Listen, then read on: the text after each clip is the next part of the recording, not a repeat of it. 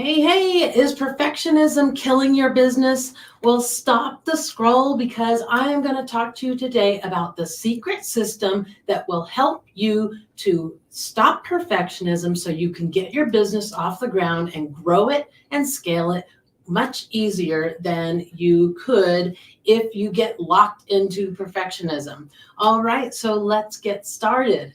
Okay, so all month long we've been talking about perfectionism, and we've talked about all the different things that you can use, like the good enough principle and the iterative process of development to stop perfectionism. And so today I wanted to talk more about the framework of Scrum and how you can leverage that framework for you so that you can stay out of perfectionism and get your work done so you can get that course out there or whatever it is, launch that business, whatever it is that you're trying to do. So if you're watching this live, put hashtag live in the comments. If you're watching the replay, please put hashtag replay in the comments so I can say hello. and then feel free to ask any questions as we go along.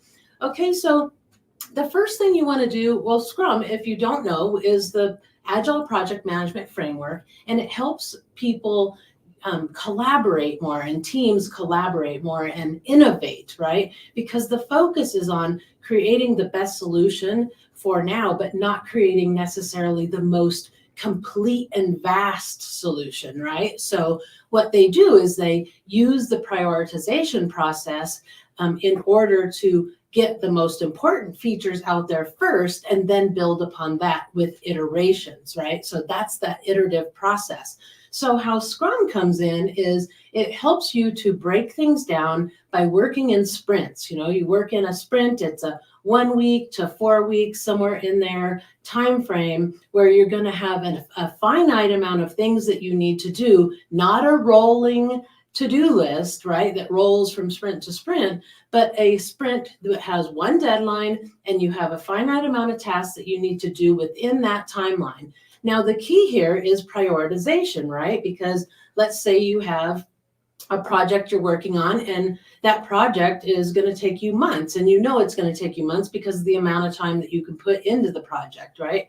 And so what you want to do is prioritize the must-have items first and then put all those other ones aside so that you just get those must-haves done first and foremost, making your product complete so that if at the end of the sprint you wanted to, say, roll it out to a test group or something like that, you could do that while you're working on the other features, okay? And so that's what Scrum does for us. It has these small time-boxed events called sprints, and you work within the sprints and you prioritize the items so that you don't book more than the time you have within the sprint. You prioritize them, and you prioritize by must have, should have, could have, and won't have at this time. So think about the iPhone, right? I talk about the iPhone all the time. The iPhone 1 didn't have flash photography. It didn't have the forward-facing camera. Why? Because they wanted to make their July deadline, and they weren't sure if they would make it.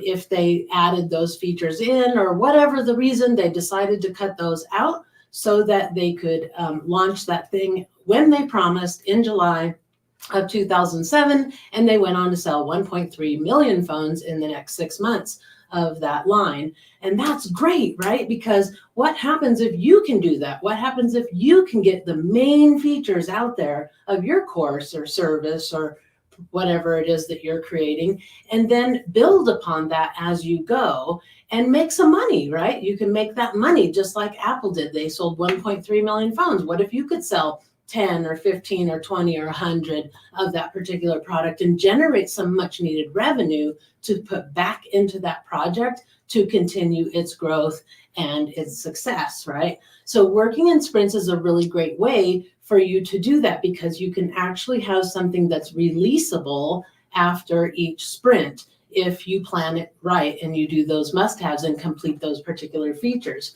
So that helps you kind of eliminate that fluff that's in there and get to the core product that you are trying to put out there with the core result that you're trying to create. Then you can, iterate through and create, more of the fluff and more of the things that make it a better product, maybe, a nicer user experience, or has exceptions like, here's an exception, you might handle it this way instead of, the normal way, or whatever it is that you want to add to that product or service that you are putting out there. So the next thing is the daily scrum. The daily scrum is like a stand-up meeting, right? We all kind of know about what a stand-up meeting is. It's quick, right? 15 minutes. We get it out, we get together, we talk about what we did, what roadblocks we have, and what we're going to do today. And if you did that, even if you work alone, if you just did that with yourself every single day, every single morning, you look at, okay, what did I do yesterday? And you look, you update, you find out where you're at, what the progress is. You ask yourself, what are the obstacles you're facing? And then start mitigating those things. And then, what are you going to do today? Well, today I'm going to mitigate this one risk that I have, or this obstacle that I have. I'm going to do research on this. I'm going to do this task. Now you have like this way to create your little daily task list, right? Without derailing yourself from the whole entire sprint. So you're always revisiting your sprint board, which is basically a Kanban board. It has 3 columns on it: to do, doing, and done, right? To do, doing, and done. And so you put everything that you have in progress in that doing column. And then if you have to leave it in the middle of the day, you can write yourself some notes in there. And, so where you left off. You can put the links in there for all of the, all the different browser tabs that you need to have, and that you need to have open while you're doing that task. And that way you can pick up right where you left off, and making it really, really easy to pick up the next day, right? So the daily scrum is a great way for you to kind of check where you're at, keep yourself focused on what you're supposed to be doing in that sprint, and then move forward for the next day. And then we have sprint review, and we have the sprint retrospective. Now, the sprint review is something we do like halfway through the sprint, and then again at the end of the sprint. And this is a way for us to be transparent with what we're actually producing. So if you're working with a team, everybody's reviewing it so that we can ensure that we're not what we call gold plating our products and services, which is adding things that are really not necessary or weren't even asked for into the product or service. And that's just adding more time and more complexity and all of those things that can actually delay your product release, right? Because if you have a delay in your product release, you're wasting money, right? You're losing money when you do that. So you want to make sure that you get your stuff out on time. And a sprint review is a really good way for you to measure your progress. And then once you know where you're at in your progress for that sprint, you can then reprioritize again to make sure that you get the most important things done first. And that's a really good time during the sprint review to maybe possibly remove some things from the sprint if you need to. Some of those won't have at this time. Maybe some of those things that were a could have, and now you're going to change it to a won't have at this time, right? And that way you can get your product out there on time, and then you can go through an iterative process to do continuous improvement on that product or service, and keep making all of those improvements that you want to have.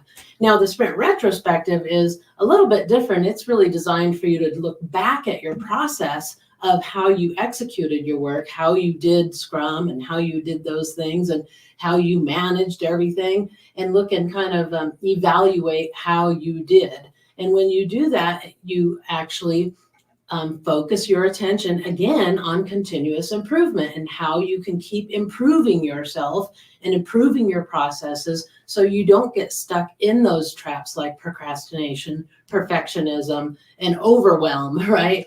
And so that way you can keep things moving along with that sprint retrospective, and you're kind of grading yourself on how you're doing in terms of your level of maturity in terms of implementing the work that you need to implement to get your job done, because you know that that's one of the biggest challenges with solopreneurs is managing all the work, right? There's so much work to do. There's so many things to do. And so by getting more efficient at managing your work and handling how it moves across your desk, you're going to be better at not getting caught up in perfectionism and stuff, because you'll have less self-doubt, right? You'll be more confident in how you're moving through your processes and your intentions when you do things like a minimum viable product, right?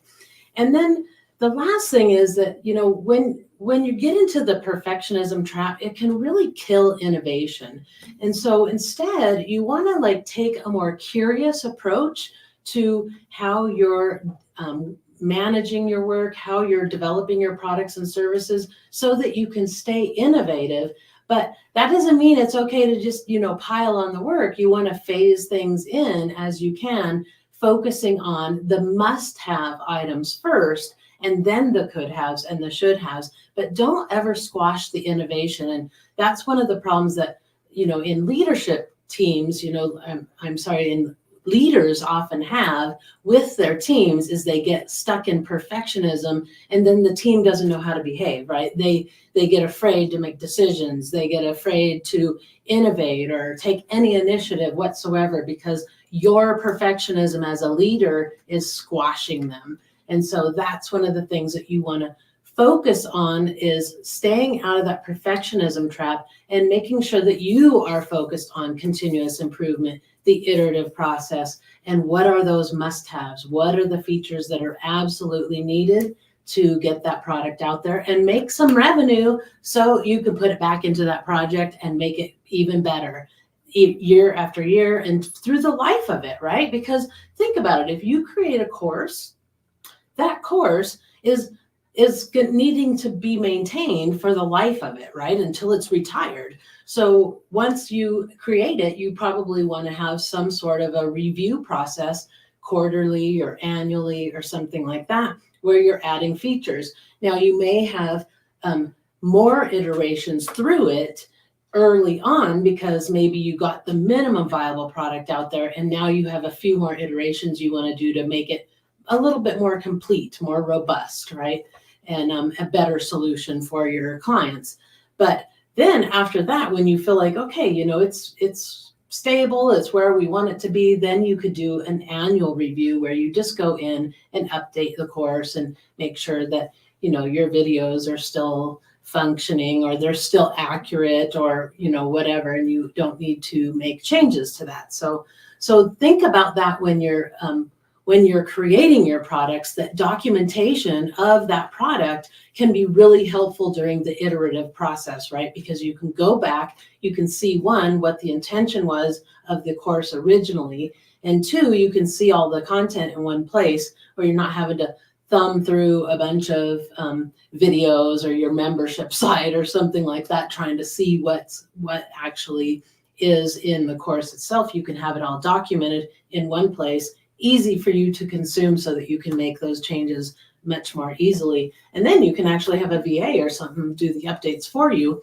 If you make a new video, then they can go do the updates in the membership site. If you change the text or add something new, they can go make those changes to the membership site for you. So you don't have to, and you have a record of those changes and how it evolved, so that you know what the intention was later on down the road and you don't forget. All right, so those are my tips on how you can use Scrum and the iterative process, of course, and the good enough principle and the minimum viable product to prevent perfectionism, so that you can get your products and services out there faster, start making money sooner, and not have the headache of being stuck in perfectionism and let it kill your business. All right, if you have any questions, please put them in the comments. Be sure to say hello, and I will see you there in those comments. Oh, and you can get my workbook on perfectionism at my website, thescrumshop.com/perfectionism. All right, we'll see you in the comments. Bye.